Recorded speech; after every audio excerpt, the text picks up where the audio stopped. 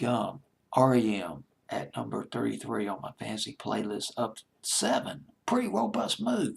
Up 7 from number 40 on my fancy playlist. October 17th, 1993. I just marvel at R.E.M. They were a huge success, particularly in the 90s as they began to enter the mainstream a little bit. But I remember when they started out as a new wave band, summer 1983, Radio Free Europe, Fall on Me back in late 1985, I think, was played a lot on night tracks, but was not a real big hit for them. And they were the cool new wave bands to get into in the early 80s.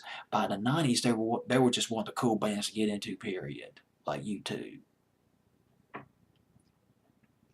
The album Automatic for the People, Man on the Moon was the big hit off the album. Back in the spring of 93, Drive, The Sidewinder. God, I hadn't heard The Sidewinder Sleeps Tonight in ages. That's off the album too. And so is this, Everybody Hurts by R.E.M. at number 33 on this fancy playlist. Bill Berry, the drummer, wrote this record. Well, he wrote some of it, or most of it. But he did not play drums on this record.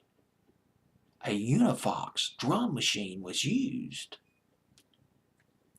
It started out as a country and western song, a 1-minute country and western thing that Bill Berry had brought in, the drummer. He strummed his guitar. All he had really was a verse, a repetitive verse. There was no bridge, there was no chorus. And the group suggested, or some of the other members of the group, well, they went over it, 4 different approaches.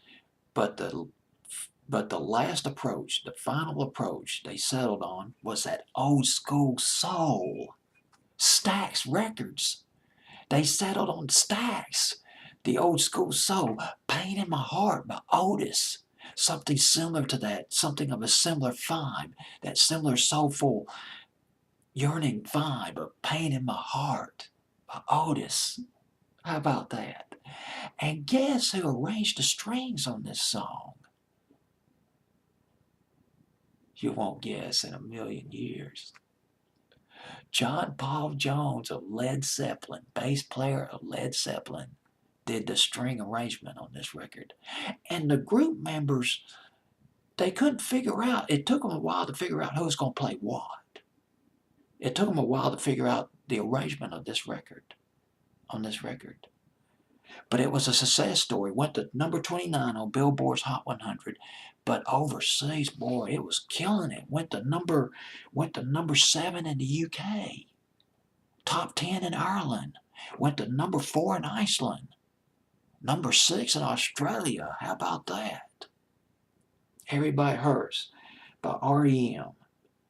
It's at number 33 on my fantasy playlist. October 17th, 1993.